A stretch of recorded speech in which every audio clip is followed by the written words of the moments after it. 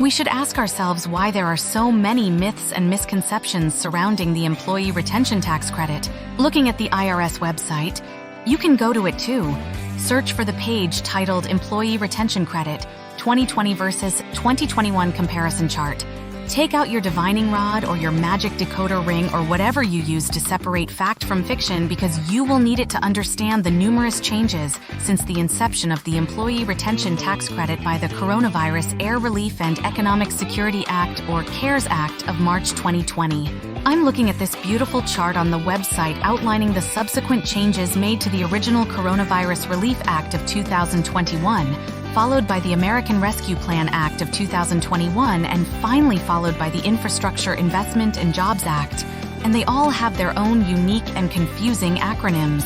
Don't get me wrong, many of these changes were greatly beneficial to business owners. However, many of these changes, while intending to provide clarification, have in fact also made it more difficult for any business owner to clearly understand how to qualify and how to implement the required documentation to obtain their credit. Additionally, and perhaps not surprisingly, misinformation and improper guidance has come from the same companies providing employee retention tax credit services. Sometimes this information has been intentionally misguided, other times the result of failing to update information, or simply a failure to understand IRS ERTC requirements, and as such, add to the misinformation in the marketplace. Before we get into the myths and misconceptions, please, as always, in addition to our Employee Retention Tax Credit pre-qualification application for your business, take advantage of more updated FAQs and details for business owners, which can be found on our website, ertcbenefitsgroup.com. Okay. The following are some of the more common myths and misconceptions we see in the marketplace. Myth and misconception number 1.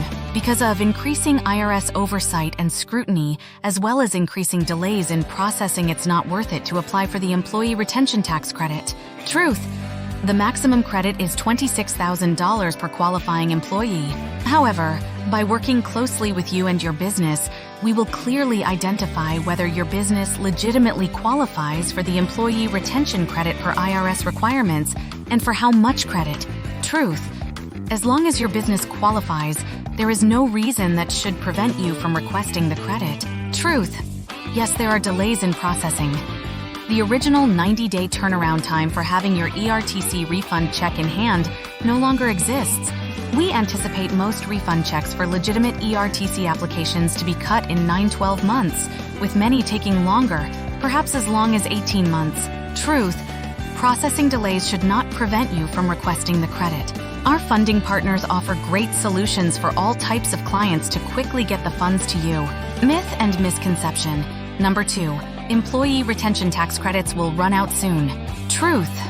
Unlike the PPP, where there was a designated bucket of money available, for the ERTC, there is no limit on distributable funds as long as you qualify and correctly request your ERTC refund by the filing deadlines. Myth and misconception. Number 3. The Employee Retention Tax Credit is over. Truth. The dates you need to be aware of. The deadline for filing your 2020 claims is April 15, 2024, and the deadline for filing for your 2021 claims is April 15, 2024. So, although there is still time to file for 2020 and 2021, the deadlines are quickly approaching, and there will not be any second chances once the deadlines expire. Myth and misconception. Number 4. Your business cannot get the Employer Retention Tax Credit if it already received a PPP loan. Truth.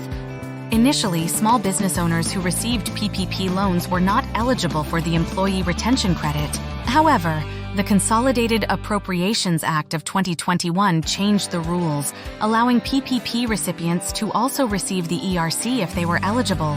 Truth. Wages used to qualify for PPP loan forgiveness can't be used to calculate your ERTC benefit. However, any wages that were not used to qualify for PPP loan forgiveness can be used for the Employee Retention Credit. These rules prohibit small business owners from double dipping. Myth and misconception number 5. My business does not qualify for the ERTC because I don't have a significant decline in gross receipts. Truth. There are very specific eligibility requirements for claiming the ERTC. Truth.